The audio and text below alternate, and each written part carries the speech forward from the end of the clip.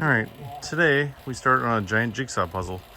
I got this 1957 Plymouth Belvedere convertible in Iowa last year. I got some archival footage from it, I'll show you. 57 Belvedere convertible.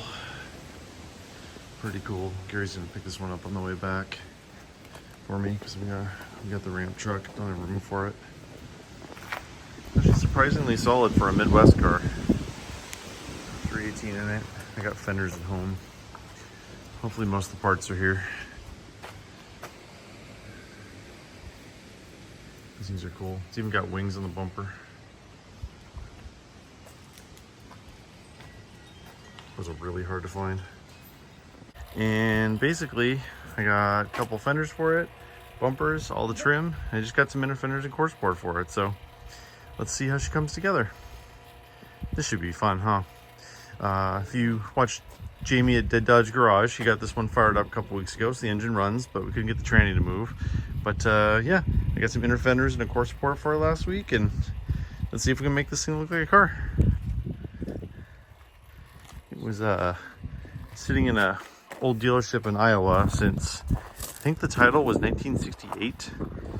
Pretty sure it's been sitting that long. There's the front valance, and yeah, got the inner fenders in the back of my truck. Picked those up in California on my last trip, and yeah, let's see how this thing goes together. Ignore the Ford parts. Don't worry about that. That's for a so-called friend of ours. It's for a Bronco, I think. I don't know. He paid me to bring the stuff back and help me pay for my trip. And here's the core support in the back. And I buried it underneath a bunch of Bronco parts that I now need to unbury so I can get the core support out. Good times. Transported an engine down to California too for a buddy of mine, and he let me keep the engine cradle. We always need engine cradles around here. They're really nice. All right, got the inner fenders out.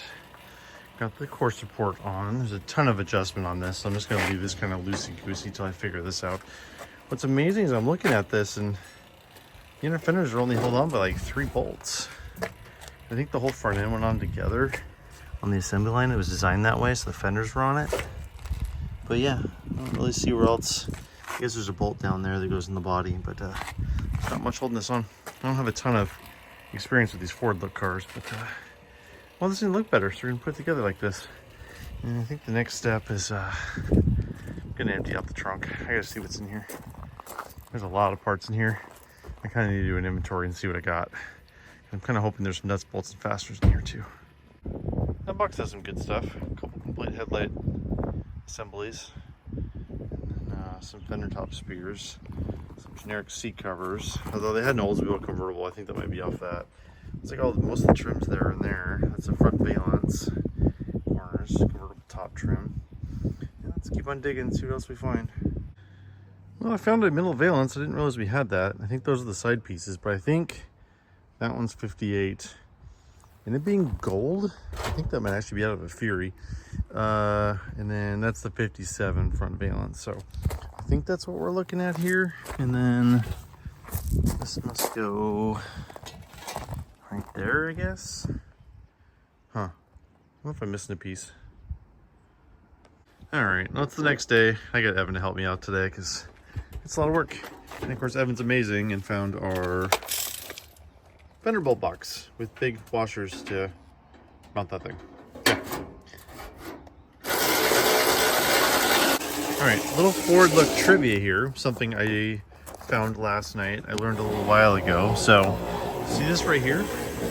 So if you ever see a silver V, that means it's from a Fury. See how it's gold on the back? That's Fury only. Very, very hard to find. And the gold grills are in there too. So now I gotta decide if I'm gonna put these on the car or just try to sell them separately, because they're probably worth more separately, and this isn't a Fury. I'm pretty sure I have all the Belvedere grill stuff over in the other shop. So I guess I'm gonna have to look into that and find out what I have. Well, I was just in the back shop for half hour looking for a spindle for that 76 Coronet cop car. Fortunately, it ate up a bearing at some point and took out the spindle, and we found that out last fall, and well, now it's summer and it's kind of time to fix it. And magically, I haven't got a fender on. It's nice when that magically happens. All right, I need to figure out if these spindles are A body or F body, because they are very, very similar. All right, got the front end kind of sorted together. It's a little bit loose on the back, but looks okay. So now we need to get the grill out and all the trim and then kind of see how it all goes together, because I'm not really sure. Bumper's there. Then there's a front valance too. So, but it's 6. It's Friday. So I'm gonna probably go join my family and have some fun there. And it's actually supposed to rain this weekend for the first time in a while, so probably need to put all this stuff back, but I need to go protect that emblem and make sure that doesn't get lost. Skirts. I don't like skirts. Everybody else seems to, though. All right, fast forward to a few more days down the road. Front end's pretty in there. Evan was doing the front valance. We decided to put the 58 one on because it's got 58 fenders, even though it's a 57. I just think it looks better. It is Fury. I was going to sell that with the rest of the front end, but those bars are pretty bent, so I'm probably going to put that Fury grill on eBay. Just because it's worth it way more than this car is worth. There's a grill right there. It's interesting, the center emblem is actually not for a V8 car. That's silver. That's right for everything but Fury, basically. So that's the grills we're going to put in here just to make it look together. So I am currently doing headlights, and we got a bunch of these laying around. I just saw this one. Unfortunately, that's a wide flute high beam, so I'm going to save that because we put those in the OE cars. I can find some newer high beams back there. All right, I'll go back to my parts pile and see if I can find 3 more headlights.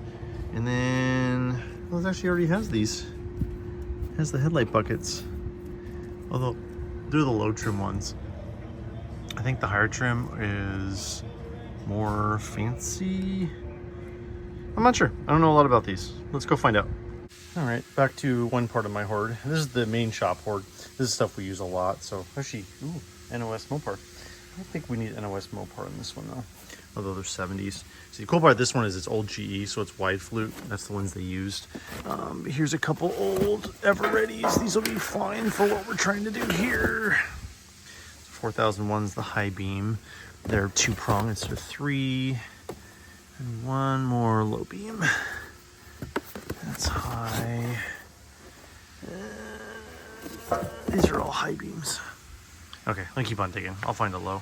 So I know there's at least one of you out there asking, hey Tom, what's the difference between narrow and wide flute? So this one right here is a Phillips, which you automatically know is newer because it's a newer brand for headlights. So this is called narrow flute. So see all those little things right there? See how narrow they're all together? That means it's a newer replacement. This one's called a wide flute, and these things are a little bit wider on here. This is what they used on original cars. So the wide flutes we save for stock restorations here. So for example, that nice Daytona that we're working on, that's going to get a set of these. For this, when I'm just trying to put headlights in a car to make it look like a complete car, this is perfectly fine for that. I don't know why. Cars with the headlights always look like they're missing the tooth. All right, 4 headlights in. So now we're gonna do the front valances right here.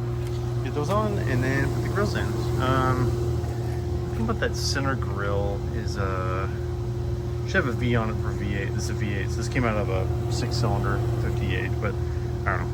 Look, and I understand here, like, I know the Ford look guys are gonna be like, oh, that isn't right, that isn't right, that isn't right. Well, yeah, these are supposed to have the fins. I'm just not bothering to change those. I have them, they're in the trunk. See, they're right there. The higher trim have the fins, the Plaza has the straight one. I'm just not gonna worry about that right now. I just wanna make it look like a car. All right, we're starting to look like a car here. I'm gonna see if I have a V8 center in them, because that would look way better. We got the headlight bezels in. I was gonna do the eyebrows with the chrome ones, but I realized that I can't get to the screw over here with the grill in, so that's not happening. But headlights are in, headlight bezels are in, and now we're working on the Z bumper. I don't know if I mentioned this before, but those right here, so these extra pieces here, those are called wings. Those are extremely valuable and extremely hard to find. We're on Christine's, they're optional on the Furies. Well, Christine had them and everybody wants them. This actually has rears on it. It doesn't have the fronts, but still pretty neat. So, all right, now we're trying to figure out how to mount the bumper because I'm really not sure. What do you think? Taillights next? Yeah, taillight next. All right, now I need to go find screws to mount these things. Looks like it's 3 on that side, 1 on the top maybe. Okay, that's cool. I'm pretty sure there's a Fury. And the good thing is they actually come with the fasteners too, which is very, very nice. But I'm gonna put these Belvedere ones on because these Fury ones they should go to a real Fury, not this car. Last summer when we were doing our dealer stops, we found, it's actually where I found the front fenders for this thing. We found a bunch of 58 Fury parts. Belvedere. So we got a ton of stuff here, which is really nice. So I've been kind of raiding this pile to see what I can do, but I need a Belvedere taillight. I'm pretty sure we have all the trim here too. I need a driver's side taillight, which there's a whole cluster there too. Plymouth.